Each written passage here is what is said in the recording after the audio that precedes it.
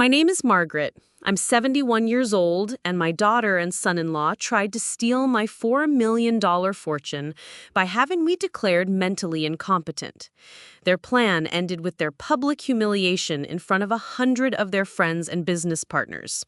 It's a long, painful story, but I feel in my bones that it needs to be told, if only to serve as a warning, or perhaps a beacon of hope, for someone else.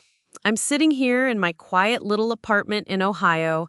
The clock on the wall says it's just past 9 p.m., and the only sound is the gentle hum of the refrigerator and the distant song of crickets welcoming the night.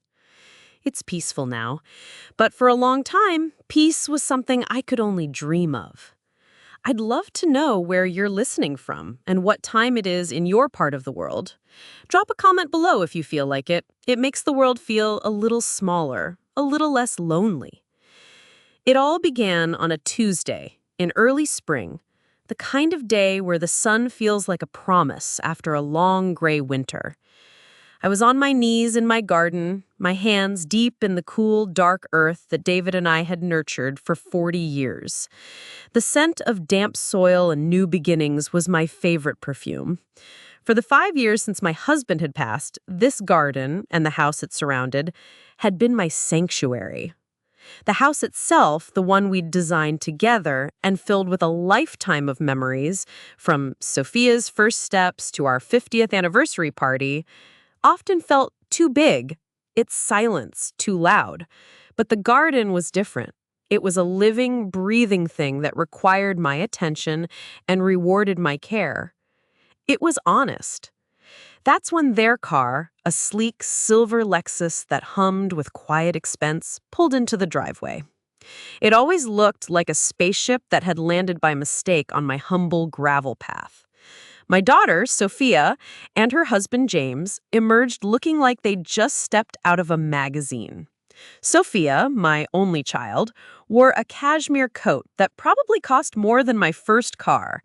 James, a financial consultant with a dazzling smile and eyes that never quite smiled with it, followed her, his gaze sweeping across my property with an appraising look I'd grown accustomed to.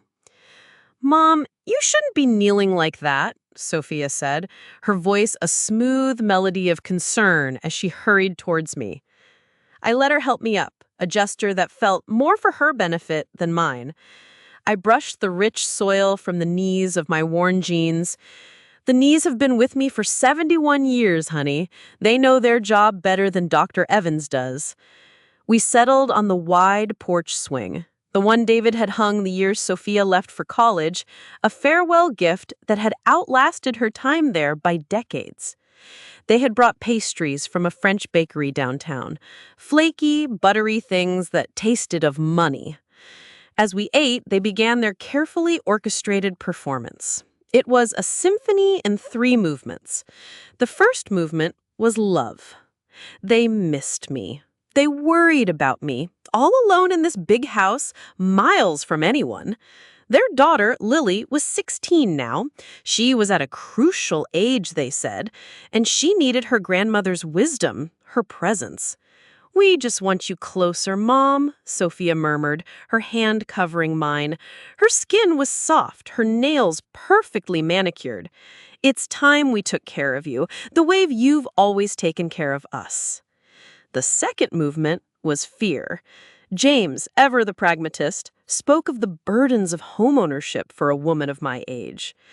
"The roof will need to be replaced in a few years, Margaret," using my first name to create a sense of peer-to-peer gravity. "That's a $20,000 job right there. And the property taxes keep going up. It's a constant drain. What if something happened? What if you fell? It could be hours before anyone found you." He painted a vivid picture of my vulnerability, a damsel in distress in a 2-story castle. The final movement was the logical solution. "The market is at an all-time high," James said, leaning forward, his voice dropping to a confidential, persuasive tone. "Selling now would be an incredibly shrewd financial move. We could invest the proceeds, Margaret. I have access to an exclusive fund, High yield, low risk. It would generate a significant salary for you, more than you're getting from your pension. You could set up a massive college fund for Lily, secure her future completely. Your inheritance wouldn't just be sitting here in wood and brick, it would be working for you. He used words like asset allocation and portfolio diversification, a verbal smokescreen designed to impress and intimidate. I listened, a part of me, the lonely part, desperately wanting to believe them. The long, silent evenings were the worst. The ticking of the grandfather clock in the hall felt like it was counting down the seconds I had left. The idea of family dinners, of hearing Lily practice the piano, of smelling Sophia's perfume in the hallway, it was a powerful siren song. I looked at my daughter, her face a mask of earnest love, and I saw the little girl who used to fall asleep in my lap. I thought of David and how he always said, family was the only investment that truly mattered. I don't know, honey, I said, my voice barely a whisper. This house, it's the last piece of your father I have. And it's a beautiful legacy, James cut in smoothly, not missing a beat. But a legacy isn't a building, Margaret. It's the future you provide. This isn't about erasing the past. It's about securing the future. They stayed for 2 hours, leaving a glossy real estate brochure on the coffee table as they left. That night, I couldn't settle. I walked from room to room, my hand trailing along the familiar wallpaper. I opened the cedar chest at the foot of my bed and pulled out Sophia's christening gown, the delicate lace now yellowed with age. I remembered the weight of her in my arms, the fierce, terrifying love I felt for this tiny creature. How could I say no to her? The loneliness and the carefully planted seeds of fear won out. A week later, I called them. Okay, I said, the word feeling both a surrender and a new beginning. I'll do it. The process was a blur. James, true to his word, handled everything with ruthless efficiency. He brought in a real estate agent who spoke in hushed, reverent tones about curb appeal and staging. My life was packed into boxes, each one sealed with tape, sealing away a memory. The day the sold sign went up on the lawn, I felt a pang so sharp it took my breath away. The house sold for more than anyone expected. After all was said and done, the net proceeds that were wired into a new primary account, one James had helped me set up for ease of transition, totaled just over $4 million. A staggering, life-changing amount of money. An amount of money that could make people do terrible things. Moving into their sprawling, minimalist home in a gated community felt like moving to a foreign country. My downstairs suite was beautiful, of course. It looked like a hotel room, all cool blues and impersonal elegance. The first week was a honeymoon. Sophia made me tea, James asked about my day. Lily, my sweet, quiet Lily, would sit with me, and we'd work on a 1,000-piece jigsaw puzzle of a Tuscan landscape. For a fleeting moment, I allowed myself to believe I had made the right decision. But the pieces of my new life, just like the puzzle, didn't quite seem to fit together. The idyllic family portrait they had painted began to fray at the edges, slowly at first, then with alarming speed. The warmth of that first week faded like a cheap photograph left in the sun. It wasn't one big, dramatic event, but a series of small, telling incidents that pricked at my peace of mind like 1,000 tiny needles. The mail was the first sign. I'm from a generation that values the privacy of a sealed envelope. But my bank statements and letters from my pension administrator started appearing on the polished hall table already opened.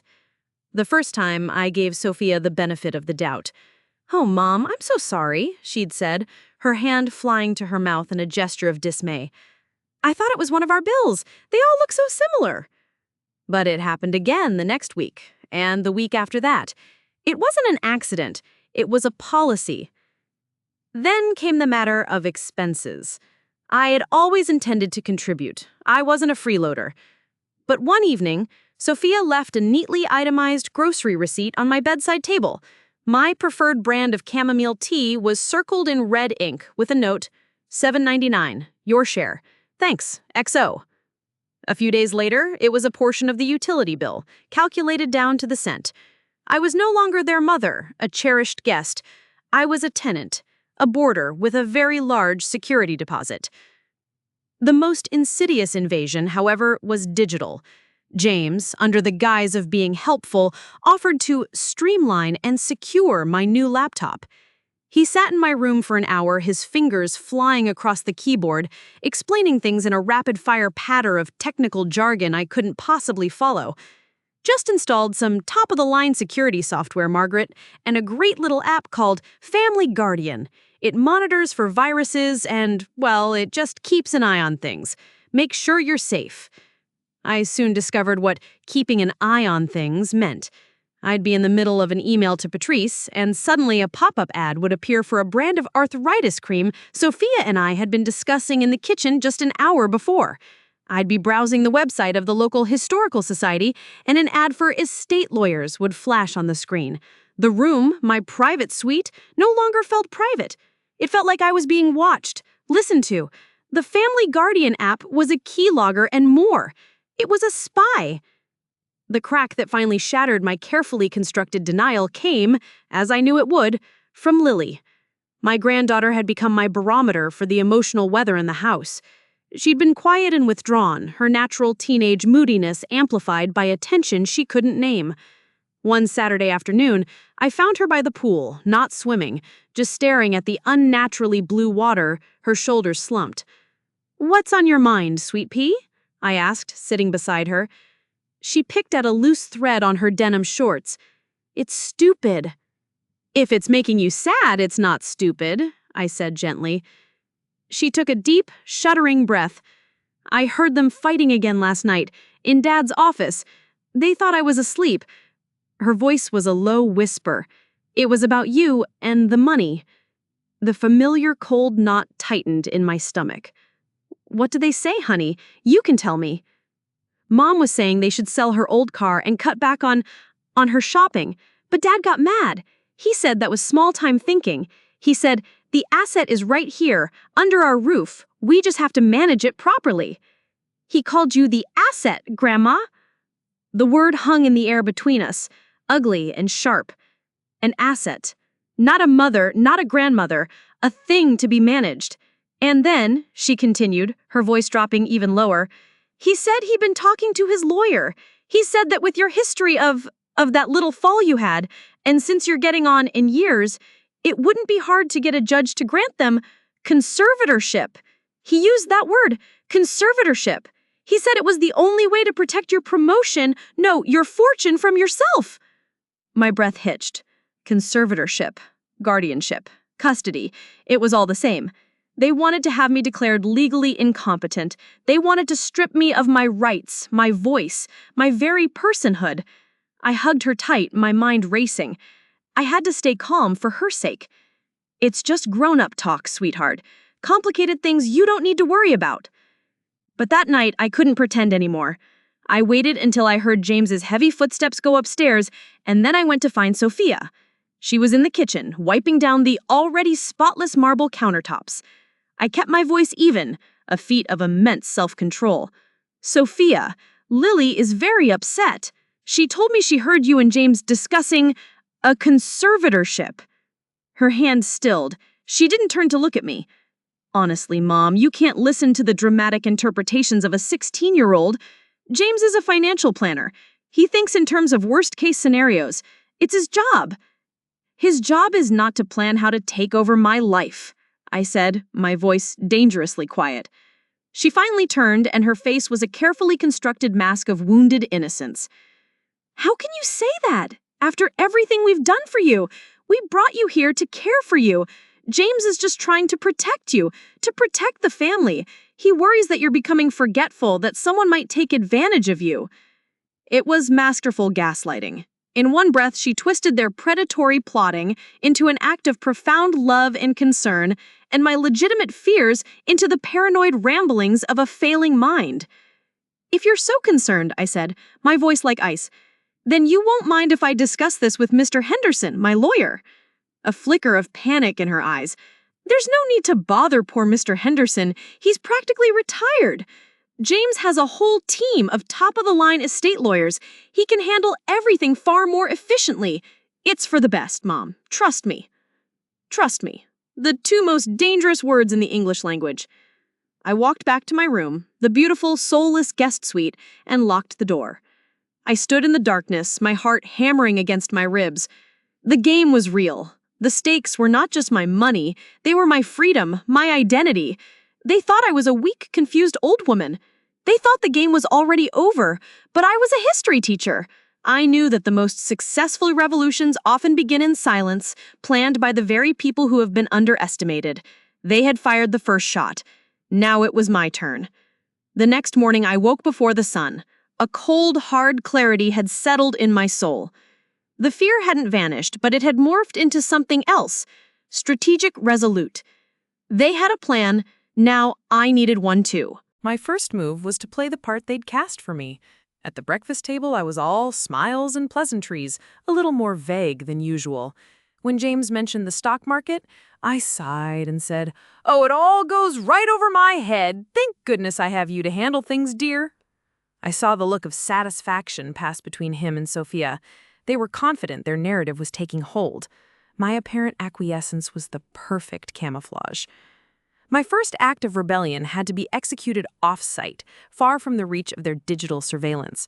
That Wednesday, I announced I was meeting my book club friend, Patrice, for lunch and a browse through a new antique shop. It was a plausible story, a typical outing for a woman of my age. But my first stop was not the antique shop. It was the main branch of the public library downtown. Stepping inside was like taking a breath of fresh air. The quiet hush, the smell of old paper and binding glue, the sense of order and knowledge. It was my natural habitat. I found a computer terminal in a quiet corner, my back to the room, and began my real work. I didn't search for anything that could be traced back to my situation directly. Instead, I dove into research on asset protection strategies, the legal definitions of undue influence, and, most importantly, the procedural steps for establishing a private trust. I read case studies of elder financial abuse, my heart sinking as I saw my own story reflected in the experiences of others. It was a common, brutal playbook. The most crucial piece of advice I found was unanimous. If you suspect a family member is compromised, do not use the family lawyer. You need independent counsel, someone with no prior loyalties. I spent a full hour vetting attorneys in the next county over, looking for specialists in elder law and estate litigation. I found a name that resonated, Daniel Miller. His website was professional, direct, and his biography highlighted a career fighting for seniors who had been exploited by family members and caregivers. He sounded less like a lawyer than more like a warrior. He was exactly what I needed. Before leaving the library, I took two more crucial steps. I walked to the post office across the street and rented the smallest P.O. box they had. The clerk who helped me was a cheerful young woman who probably thought I was setting it up for a secret hobby. The act felt clandestine and thrilling. This little metal box would be my secure line to the outside world. My second stop was a small local credit union a few blocks away, one with no connection to the large corporate bank where James had consolidated my main accounts. With a few $100s in cash I'd carefully saved for my pension checks, I opened a new, entirely separate checking account under my name alone. This was my war chest. It wasn't much, but it was mine. When I finally met Patrice at our favorite little cafe, the Corner Bistro, I was an hour late and my nerves were frayed. Patrice, with her shock of silver hair and sharp, intelligent eyes, has been my rock since our college days. She took one look at my face and pushed her menu aside. "All right, Margaret," she said, her voice low, "spill it. And don't tell me everything is fine because I can see it in your eyes." I trusted her implicitly. She was the one person in the world, besides Lily, who was entirely on my side. I took a deep breath, and the whole ugly story came tumbling out. The move, the open mail, the condescending tone, the family guardian software, Lily's heartbroken confession, the talk of conservatorship. I told her everything. Patrice listened, her expression hardening from concern to a cold, quiet fury. She didn't offer empty platitudes. She didn't tell me I was imagining things. When I finished, she reached across the table and her hand covered mine. It was warm and strong. The bastards, she said, her voice shaking with rage. The greedy, manipulative, soulless bastards. Her immediate, unwavering belief was the greatest gift she could have given me. It swept away the last vestiges of my self-doubt. Okay, Mags, we're in this together. This is a war. What's our first move? What do you need from me? I need a safe house, I said, a wave of relief washing over me. A place to make calls and meet with a lawyer without being overheard. My home is your command center, she declared without a moment's hesitation. My phone, my computer, my car, they're all yours. We're going to fight this, Mags, and we are going to win. The very next day, I told Sophia I was going to a matinee showing of a British costume drama with Patrice. Instead, I sat in Patrice's sunny kitchen, a mug of her strong coffee in my hand, and made the most important call of my life. Miller Law Offices, a calm voice answered. Yes, I said, my voice surprisingly steady. I would like to make an appointment with Mr. Daniel Miller. It's regarding a potential case of financial exploitation and undue influence. I had an appointment for the following Monday. As I drove home that afternoon, the world looked different. The colors seemed sharper, the air cleaner. I was no longer a passive victim waiting for the axe to fall. I was a strategist. I was a fighter. I had a lawyer, an ally, and a plan. The game had truly begun. My first meeting with Daniel Miller was like stepping from a fog into a brightly lit room. His office was organized and efficient, lined with books that spoke of a sharp, orderly mind. He was younger than I'd pictured, perhaps in his late 40s, with a direct gaze that missed nothing, and a firm handshake that inspired confidence. There was no coddling, no patronizing sympathy. He treated me not as a frail old woman, but as a client, a partner in a serious legal undertaking. I sat across the wide mahogany desk from him and for the second time told the whole story. This time, it was different. I wasn't just venting to a friend, I was presenting a case. I laid out the facts chronologically from the initial invitation to Lily's warning about the conservatorship. I told him about the keylogger, the open mail, my new secret bank account. He listened without interruption, his pen flying across a yellow legal pad. When he finished, he leaned back in his chair and looked at me for a long moment. "Margaret," he said, his tone serious, "thank you for trusting me with this.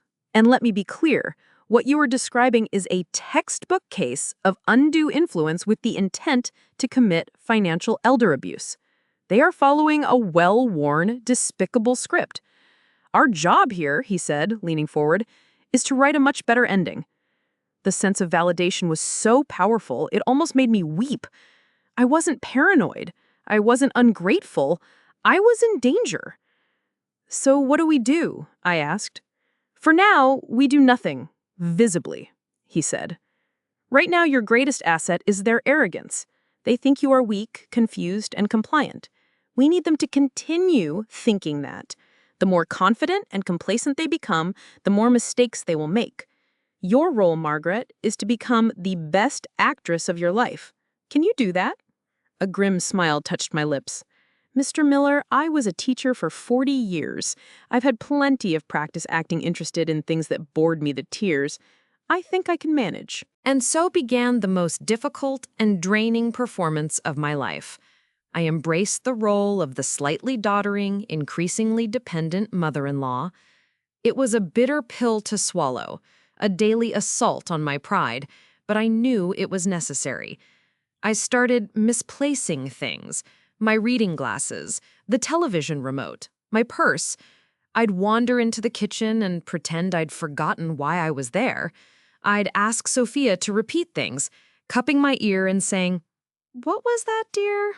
These old ears of mine." I would sit with James as he pontificated about my finances, my face a mask of benign confusion. He'd bring out his glossy charts and binders, explaining his strategy in a slow, loud voice, as if I were not only old, but also hard of hearing and dim-witted. "You see, Margaret," he'd say, pointing to a complex graph, We're leveraging your capital against these emerging market securities. It's a bit complex, but the upside is tremendous." "Oh my," I'd sigh, shaking my head. "It all looks like squiggles to me. I'm so very fortunate to have you to handle all this, James. My dear David always took care of the money. My head is just for books and flowers." He would preen, patting my hand with condescending affection. "Don't you worry your pretty little head about it. That's what family is for." Inside, I was a block of ice. My mind was a steel trap, recording every lie, every patronizing phrase. Every night, after they were asleep, I would retreat to my room, lock the door, and meticulously document the day's events in a plain spiral notebook. Mr. Miller had been adamant about this.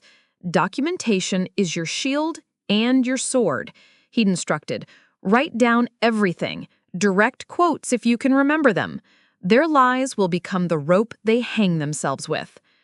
The most agonizing part of the charade was its effect on Lily. She watched my apparent decline with growing alarm. They continued to use her as a pawn in their game, a tactic that grew more cruel as they grew more confident. "Lily, honey, why don't you read this article to Grandma?" Sophia suggested one evening, handing her daughter a printout from the internet. The headline was, "5 Signs Your Loved One May Be Suffering from Dementia." Lily looked at the paper, then at me, her eyes filled with a mixture of horror and pity. "I don't think," she started. "Nonsense," James cut in smoothly. "It's important to be informed. We all need to know what to look for to make sure Grandma's getting the best care." I had to sit there, a pleasant, vacant smile on my face as my granddaughter stumbled through the article that was meant to describe me. It was a form of psychological torture. Later, when I found Lily crying in her room, I could only hold her and say, "Don't you worry about me, sweet pea. I'm tougher than I look." I longed to tell her the truth, to relieve her fears, but I couldn't. Not yet. Her genuine worry was a crucial part of my cover. The pressure from James to sign the trust document intensified. He'd leave it on my nightstand with a pen placed suggestively on top. "Just whenever you have a moment, Margaret. No rush. But my contact for that growth fund says the window of opportunity is closing at the end of the month." I knew I needed to give them something to keep them from getting suspicious of my stalling. On Mr. Miller's advice, I agreed to sign a less critical document, a new healthcare directive that named Sophia as my primary agent. It was a calculated risk. It gave them a feeling of progress, of control, making them believe I was becoming more pliable.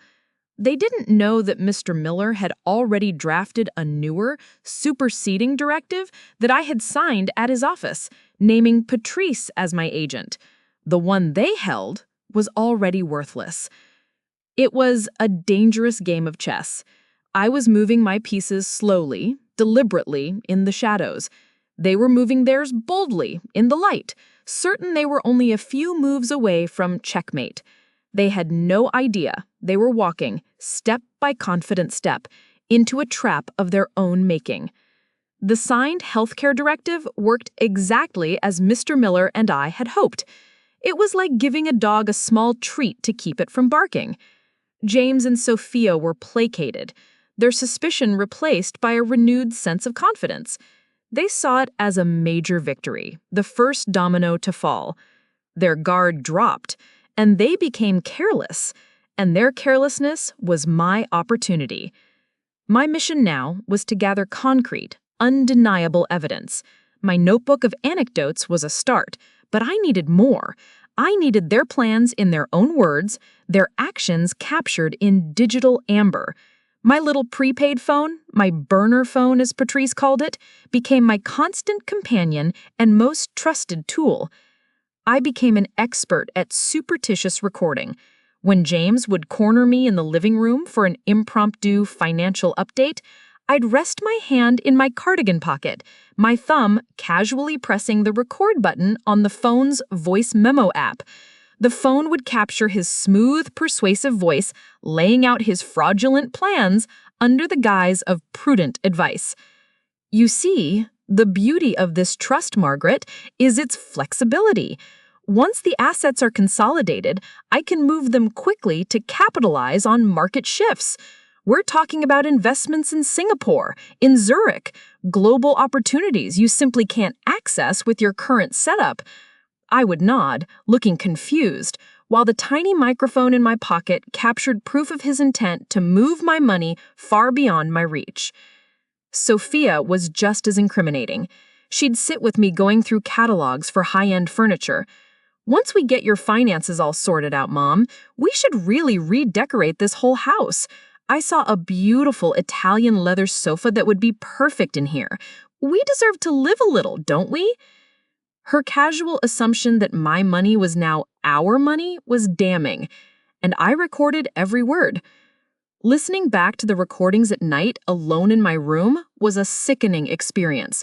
Hearing the cold calculation behind their loving words, the utter contempt they had for my intelligence, it hardened my heart. The sadness I still felt was there, but it was now overlaid with a cold, clear anger. They would not get away with this. Photography became my second weapon. James was arrogant and messy. He'd often leave his office for a moment, his laptop open. I became adept at the quick, silent strike. I'd slip into the room, my phone's camera ready, click, click, click. I captured screenshots of emails he exchanged with a man at a bank in the Cayman Islands. I photographed spreadsheets where he had meticulously listed all my assets, my stocks, my bonds, the proceeds from the house, under a column titled Assets for Liquidation. He was keeping a detailed record of his own planned crime. The most stressful part was the constant fear of being caught. One afternoon, I was in his office, photographing a document on his screen, when I heard Sophia's footsteps in the hall. My heart leapt into my throat. I quickly shoved the phone into my pocket and spun around just as she entered the room. "Mom, what are you doing in here?" she asked, her eyes narrowing with suspicion. I feigned confusion, looking around the room as if I'd just woken up. Oh, dear, I think I got turned around. I was looking for the bathroom. She stared at me for a long moment, and I held my breath. I could see the gears turning in her head, but my performance as a doddering old woman had been too convincing. She finally sighed, a sound of exasperation. "The bathroom is the other way, Mom. Come on, let me help you." She took my arm, her grip a little too tight, and led me out of the office. It was a close call, a reminder of the tightrope I was walking. My weekly book club meetings with Patrice became my command center.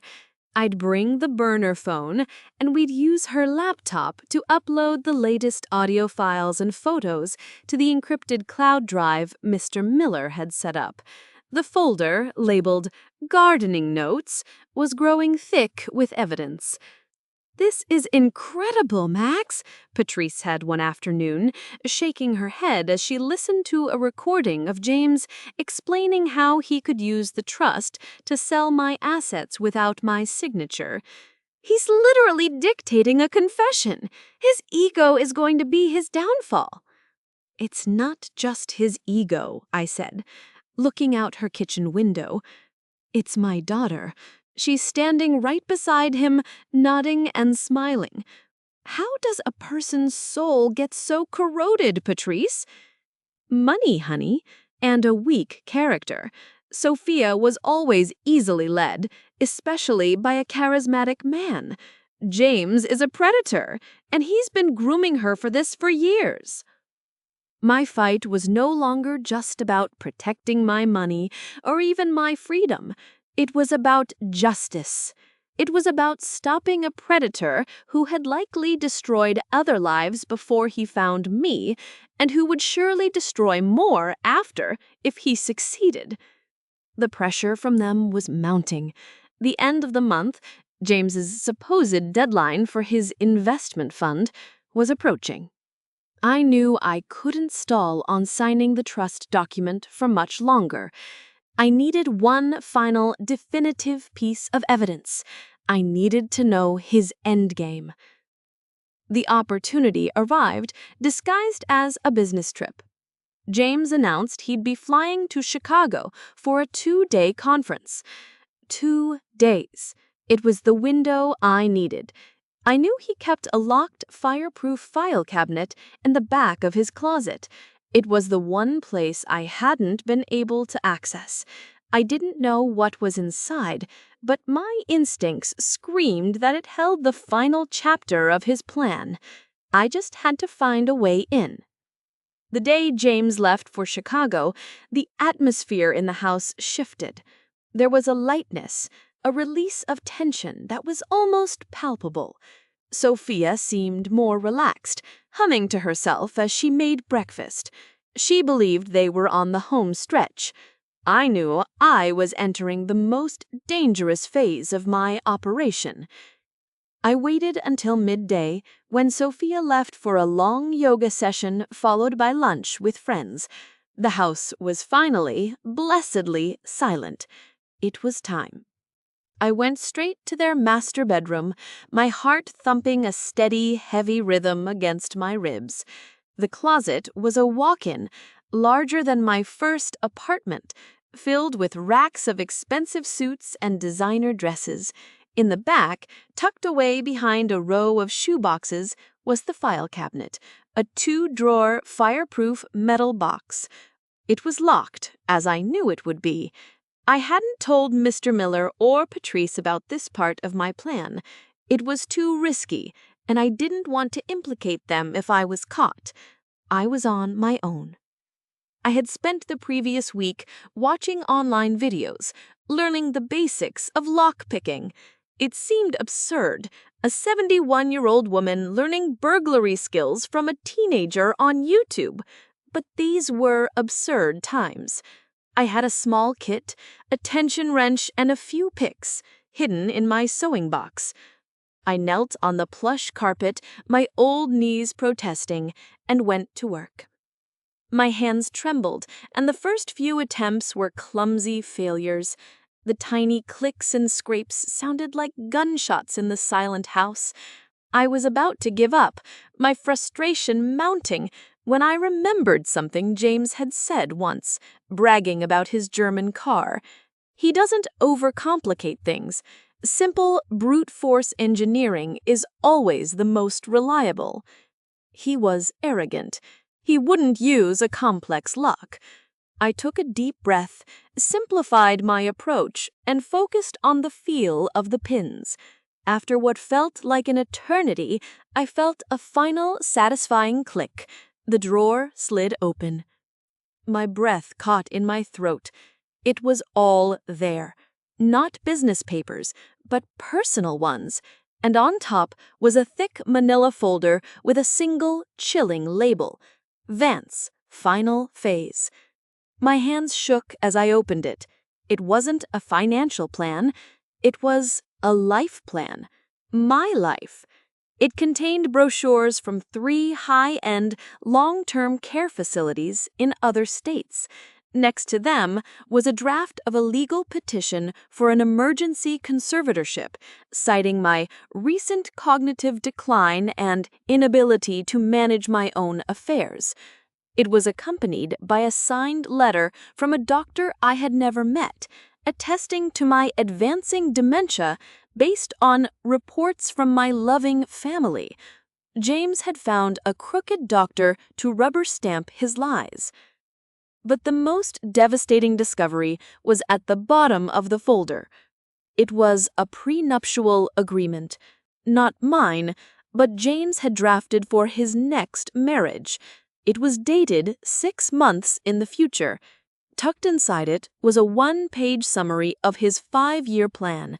Phase 1, secure the Vance assets. Phase 2, move Margaret to a care facility and obtain full legal control.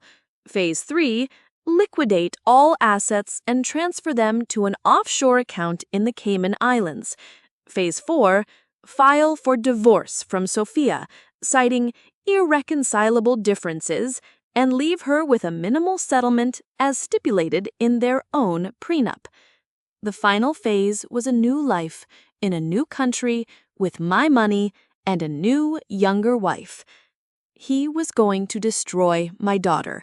He was going to take everything from me, lock me away to rot, and then abandon the woman who had helped him do it. The sheer sociopathic coldness of it left me breathless.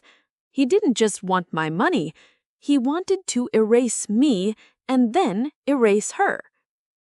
I took my phone and with trembling hands photographed every single page in that folder.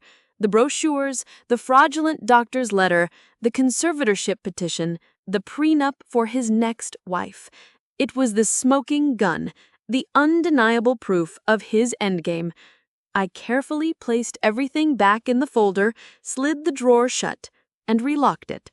I left no trace.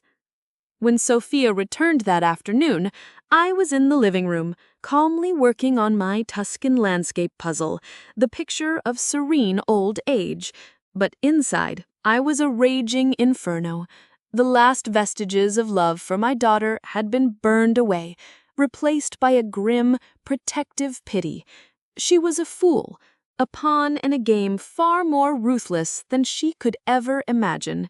And I was the only one who could save her from the monster she had chosen to marry.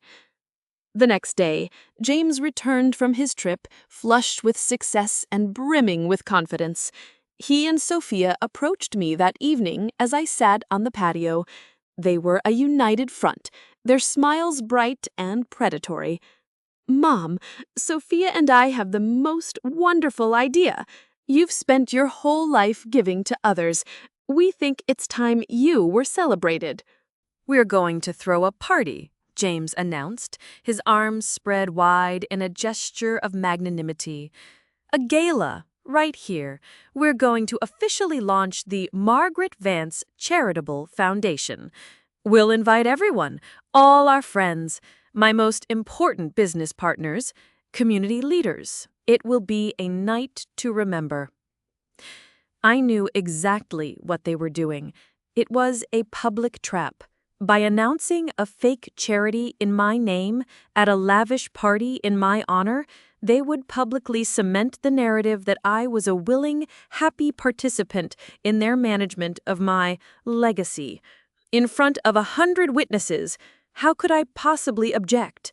It was a brilliant, vicious move. They watched me, expecting me to be flattered, overwhelmed by their supposed generosity. They saw their checkmate. They had no idea they had just handed me the stage for their public execution. I summoned every bit of my acting ability. I let my eyes fill with tears. I placed a hand to my chest. "Oh, my dears," I whispered, my voice thick with manufactured emotion. "A party, a foundation, in my name, it's just too much. I'm overwhelmed." "Nonsense," James boomed, his chest puffing out. "You deserve it, Margaret. It's the least we can do."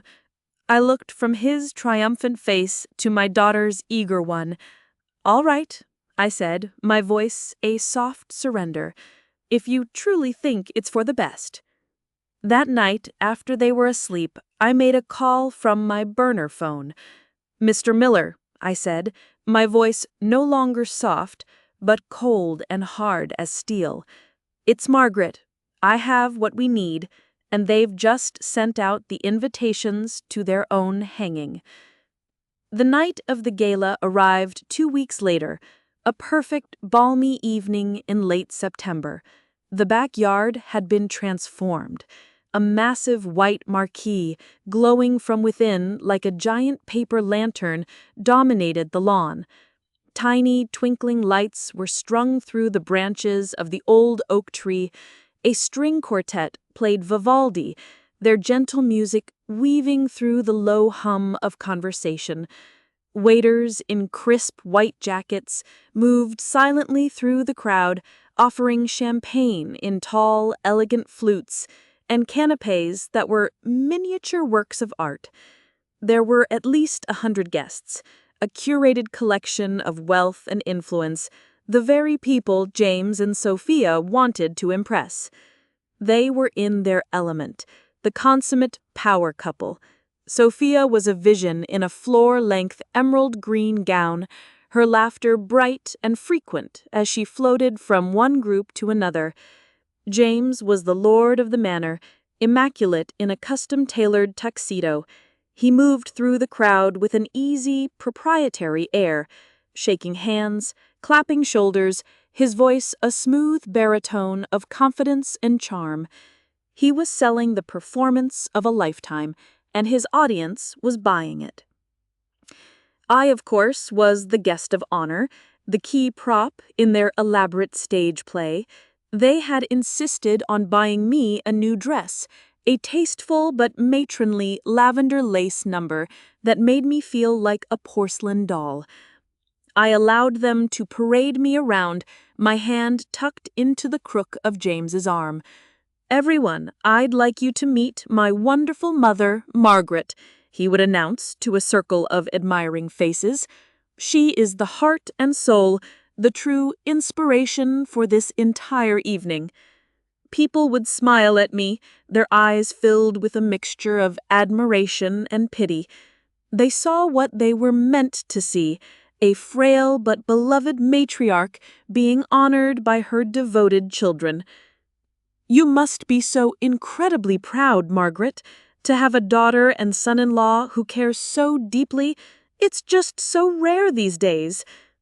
"I am a very lucky woman," I replied, my voice soft, my smile practiced. Each compliment felt like a small twist of the knife. Inside, I was a fortress of calm. The adrenaline had given way to a strange, almost serene sense of purpose. Everything was in place. Mr. Miller had confirmed via a coded text message that he and his associates were nearby, waiting for my signal. Patrice was on standby, ready to pick up Lily, who I had insisted spend the night at a friend's house, far away from the coming explosion. All I had to do was play my part until the final act. After an hour of mingling, James tapped a spoon against his champagne glass, drawing the attention of the crowd.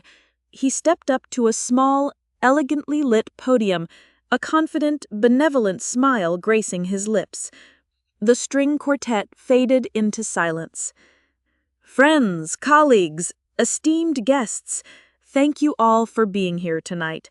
Sophia and I are so thrilled to share this special moment with you all. Tonight is about celebrating what truly matters: family, legacy, and the profound joy of giving back." He was a master. He spoke for 10 minutes, weaving a beautiful, fictional tapestry. He spoke of his boundless respect for me, his second mother. He recounted a sanitized version of my life, painting me as a humble schoolteacher who had worked tirelessly and now deserved a life of ease and security. He made it sound as though taking over my finances was a noble act of filial duty. "Margaret has taught us so much," he continued, his voice thick with manufactured emotion. "But her greatest lesson has always been one of quiet service, and that is why Sophia and I, as stewards of her legacy, are so incredibly proud to announce the formation of the Margaret Vance Charitable Foundation." On cue, a large screen behind him flickered to life. A professionally produced video began to play, a montage of soft focus photos of me and my family set to a soaring, sentimental score. It was emotional pornography, designed to elicit sighs and nods of approval. I watched this fictionalized version of my life, feeling a strange sense of detachment, as if I was watching a movie about someone else. As the video faded to black, James's voice swelled.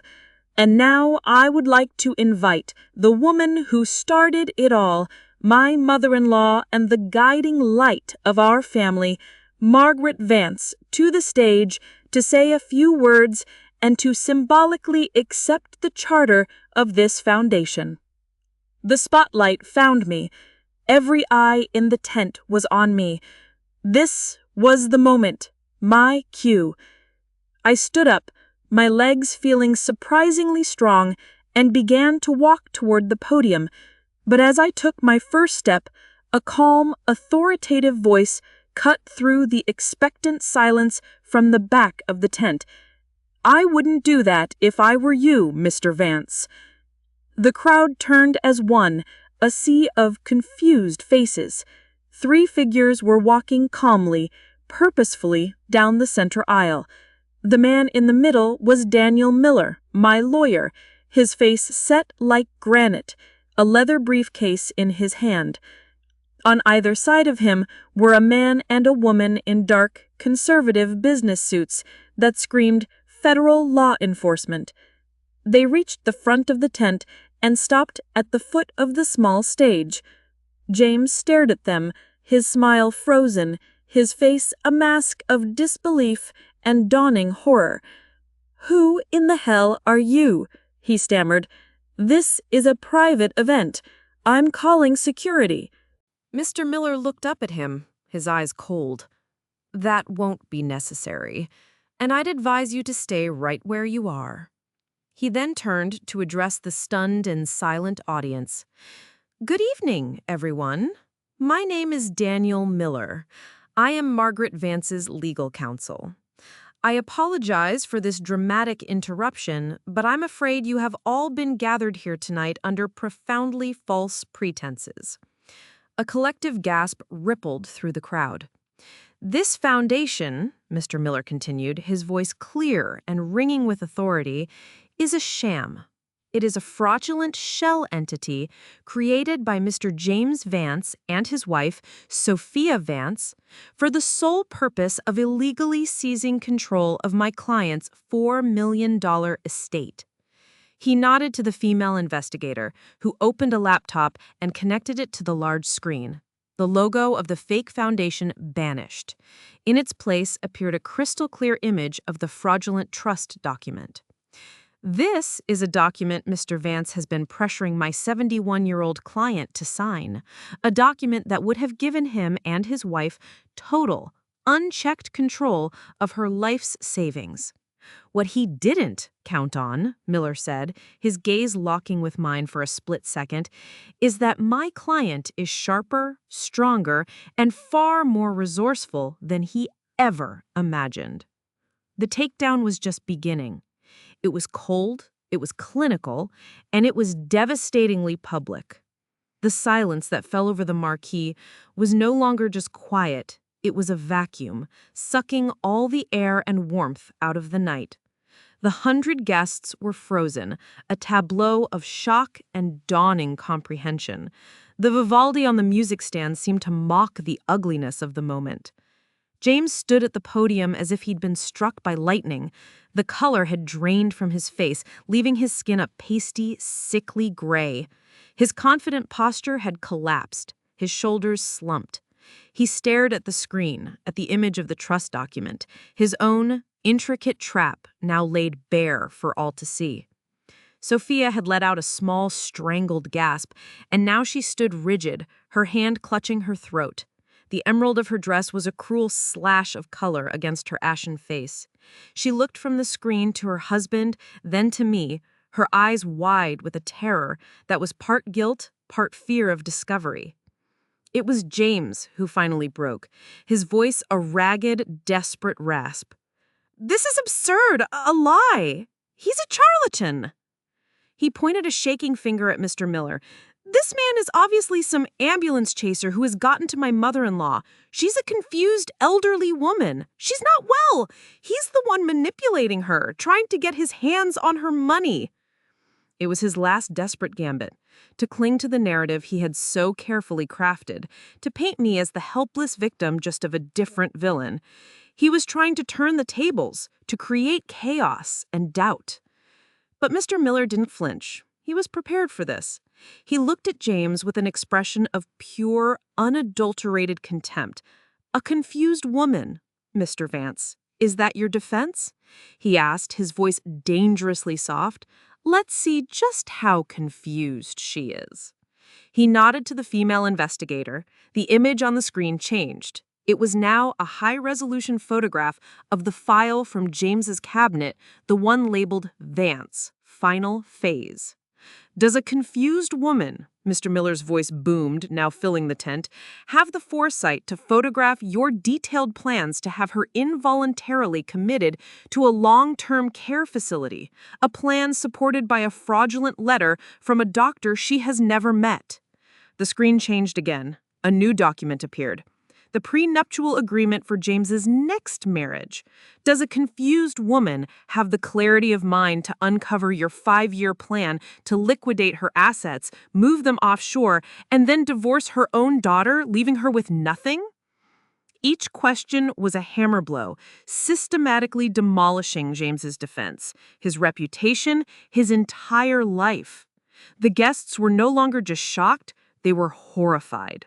Whispers turned into audible murmurs of disgust. And finally, Mr. Miller said, his voice dropping for the final kill shot, "Does a confused woman do this?" He pressed a key on the laptop. A crystal-clear audio file began to play, and James's own smooth, confident, and utterly damning voice filled the silent tent. "The beauty of this trust, Margaret, is its flexibility. Once the assets are consolidated, I can move them quickly to capitalize on market shifts. We're talking about investments in Singapore, in Zurich." The recording played for a full minute, a monologue of his own greed and deceit. When it ended, the silence that followed was absolute. There was nothing left to say.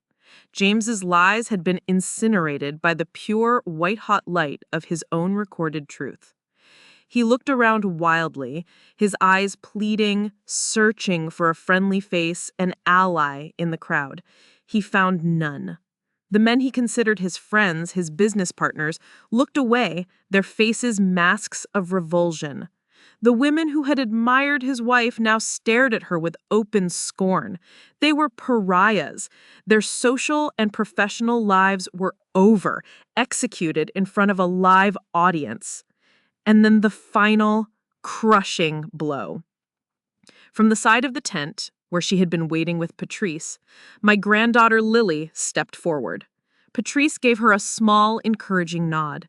Lily was pale, her hands clasped in front of her, but her walk was steady and determined. She didn't look at her parents. She looked at me.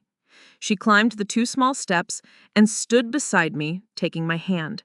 Her hand was small and cold, but her grip was firm. She turned to face the crowd, took a shaky breath, and spoke into the microphone Mr. Miller held out for her. "My name is Lily Vance, and what that man says is true. Everything." She finally turned her gaze upon her father. The look in her eyes was not of childish anger, but of a profound, soul-deep disillusionment. "I heard you, Dad. I heard you on the phone. I heard you in your office. You said Grandma was losing her mind. You said you had to take her money before she gave it all away. You told Mom it was for my future, for my college fund. But it wasn't. It was for you." She then looked at her mother, who was now openly weeping, her body shaking with silent sobs. "And you let him, Mom. You knew it was wrong. I saw it in your face, but you helped him. You chose him over her. You chose him over me." That was it.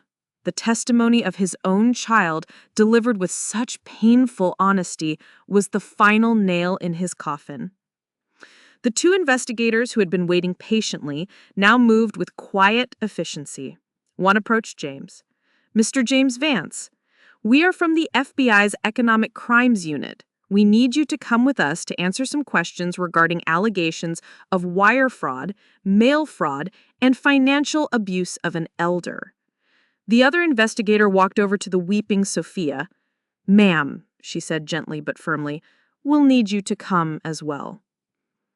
As they were led away, their glittering party now the scene of their utter ruin, James's eyes met mine once last. The hatred in them was pure and terrifying, but it no longer had any power over me. I had faced the monster, and I had won. I stood on the stage, my granddaughter's hand held tight in mine, and watched the wreckage of my family being escorted out into the darkness. There was no triumph, no elation, just a vast, hollow silence where a family used to be. The war was over, but the battlefield was littered with the casualties of greed and betrayal. The aftermath of the party was a chaotic whirlwind of legal proceedings, media whispers, and the slow, painful process of picking up the pieces. The story, with its irresistible blend of wealth, betrayal, and public humiliation, became the talk of the town. The Vances, who had so desperately craved the spotlight, were now caught in its harshest, most unflattering glare. James, faced with an ironclad case built on his own meticulous records and recorded confessions, was denied bail. The FBI's investigation had opened a Pandora's box, uncovering a pattern of predatory behavior that stretched back years. Several other families, who had been too ashamed or intimidated to come forward before, were now cooperating with the authorities. He wasn't just a greedy son-in-law, he was a serial financial predator. Sophia, in her desperate attempt to save herself, cut a deal. She agreed to testify against her husband, to give the prosecution a detailed insider's account of his methods and manipulations. It was a final, pathetic act of self-preservation. In exchange for her full cooperation, she was offered a plea deal, 5 years of probation, mandatory psychological counseling, and community service. She would avoid prison, but her life as she knew it was over. Their magnificent house, the symbol of their ill-gotten ambitions, was seized by federal marshals to help pay the mountain of legal fees and restitution orders. During this tumultuous period, I took refuge at Patrice's home. Her sunny, cheerful house became my sanctuary, a buffer against the storm raging outside. She was a miracle of a friend. She didn't pry or offer unsolicited advice. She just made sure the teapot was always full, that there was a warm Afghan on the sofa, and that I never felt alone. She let me grieve in my own way, for the daughter I had lost long before she was ever led away by an FBI agent. The grief was a strange, complex thing. It wasn't the sharp, clean pain I had felt when David died. This was a muddy, confusing sorrow, tangled with anger, pity, and a profound sense of waste. How does a mother's love curdle into such a thing? It was a question I knew I would never be able to answer. My first and most urgent priority was Lily. The trauma she had endured was immense. She had not only lost her parents, but had been forced to play a pivotal role in their downfall. She was now in my legal custody, and I was determined to provide her with the stability and unconditional love she had been so cruelly denied. We found a wonderful therapist for her, a kind woman who helped her navigate the treacherous terrain of her emotions. With the legal chaos being expertly handled by Mr. Miller, I focused on building a new life for myself and my granddaughter. I knew we couldn't stay with Patrice forever. We needed our own space, a home with no ghosts. I sold the lavender lace dress they had bought for me to a consignment shop and used the $40 to buy a celebratory pizza. With the help of a patient real estate agent, I found a lovely 2-bedroom condominium in a quiet, leafy complex across town. It was modest compared to the 2 previous houses, but it felt right. It had a small balcony perfect for a container garden, large windows that flooded the rooms with light, and a sense of peace that was priceless. The day we moved in, Patrice and Mr. Miller came to help. As we unpacked the boxes, my books, my photos of David, Lily's posters of her favorite bands, I felt a sense of profound release. This was a clean slate. This was ours. That evening, the 3 of us sat on the floor of the half-empty living room, eating pizza from the box and drinking lemonade from Caper cups. Lily, for the first time in weeks, told a joke. It wasn't a very good one, but we all laughed. A real, genuine laughter that echoed in the empty rooms. It was the sound of healing beginning. It was in that moment, surrounded by boxes and the people who had become my true family, that I knew what my purpose had to be. My story, my pain, could not be for nothing. It had to be transformed into something useful, something powerful. I thought of Mrs. Albright, the widow James had boasted about conquering. I thought of the other names in his files. I thought of the countless others out there suffering in silence, isolated and afraid. The next morning, I called Daniel Miller with a newfound clarity in my voice. Dan, I said, foregoing the formal Mr. Miller for the first time, I want to start a foundation, a real one. I was hoping you'd say that, Margaret, he replied, his voice warm. What do you want to call it? I looked at a small framed photo of my mother that I had just placed on the mantelpiece. She was a strong, no-nonsense woman who had taught me the value of integrity and the importance of standing up for yourself. I want to call it the Eleanor Trust, after my mother, I said. And what will the Eleanor Trust do? He asked. It will fight, I said, my voice ringing with a strength I didn't know I possessed. It will provide top-tier legal aid free of charge to seniors who are being financially exploited by their families. It will give them a voice. It will give them a sword and a shield. It will turn victims into survivors. The aftermath wasn't an ending. It was the beginning of my life's most important work. The first year in our new home was a year of quiet reconstruction, both literally and figuratively. We filled the empty rooms with comfortable furniture, hung pictures on the walls, and planted a riot of colorful geraniums and herbs on the balcony. More importantly, we began to reconstruct our lives. Lily blossomed. Freed from the toxic environment of her parents' home, she began to find her own voice. She joined the debate team at her new school, discovering a talent for sharp, logical arguments that made me secretly proud. She made new friends. The shadows in her eyes receded, replaced by the bright, hopeful spark of youth. She still saw her therapist regularly, and sometimes she would come home quiet and pensive, but the deep, abiding sadness was lifting. She was healing.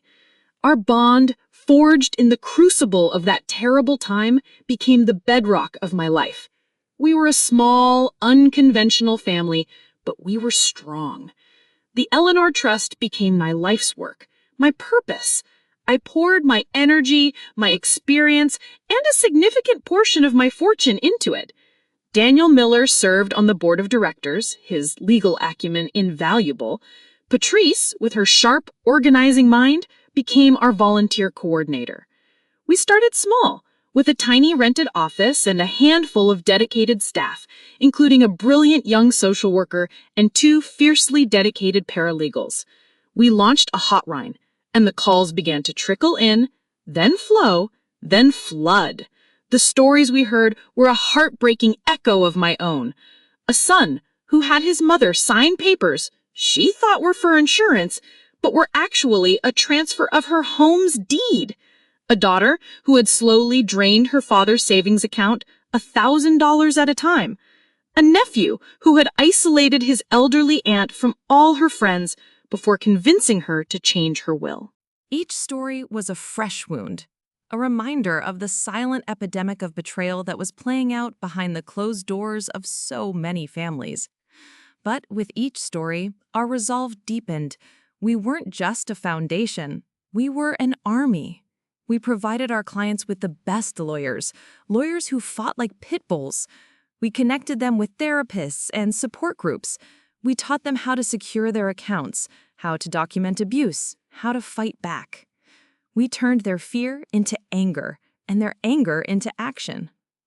One of our first major cases involved a man named George, an 84-year-old retired carpenter whose son had mortgaged his paid-off house to the hilt to fund a failing business, leaving George on the brink of foreclosure.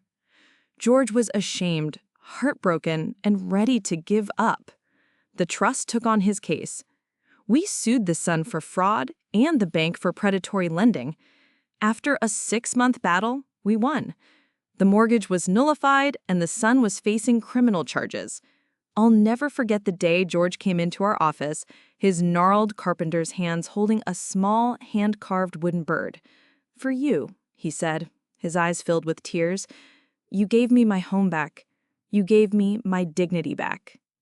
I keep that bird on my desk to this day. It reminds me why we fight. Lily went off to college to study social work. She wanted to follow in my footsteps, she said, but in her own way. I was bursting with pride. She would call me every Sunday, her voice full of excitement about her classes, her new friends, her future. The cycle of pain had been broken. The legacy of greed and manipulation had ended. A new legacy of service and strength had begun. I rarely think about James anymore. He is a ghost, a cautionary tale, a footnote in my life story. Occasionally, I think of Sophia. I heard through the grapevine that she works as a cashier in a supermarket in a different state, living a quiet, anonymous life. I hope she has found some measure of peace, some understanding of the devastation she caused. But I have come to accept that her healing is her journey, not mine. My responsibility is to my own peace and to the work we do at the Trust. This evening, as the sun sets, casting long shadows across my living room floor, I feel a profound sense of gratitude. The journey was a descent into the darkest parts of human nature, a confrontation with a betrayal so deep it almost shattered me. But it did not break me. It reforged me. It burned away the naive parts of me, the parts that wanted to please everyone, and left behind a core of tempered steel. I learned that family is not always about blood. It's about who shows up for you when the storm hits. It's about who holds the lantern for you in the darkness. My family now is Patrice and Daniel and Lily and the brave survivors we fight for every day. My story is one of profound loss, but it is also one of incredible rebirth. It is proof that even from the ashes of the deepest betrayal, a new life, a life of purpose and peace, can rise.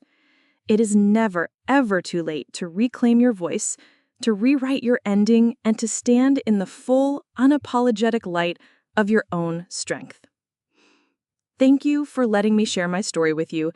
It means more than you know.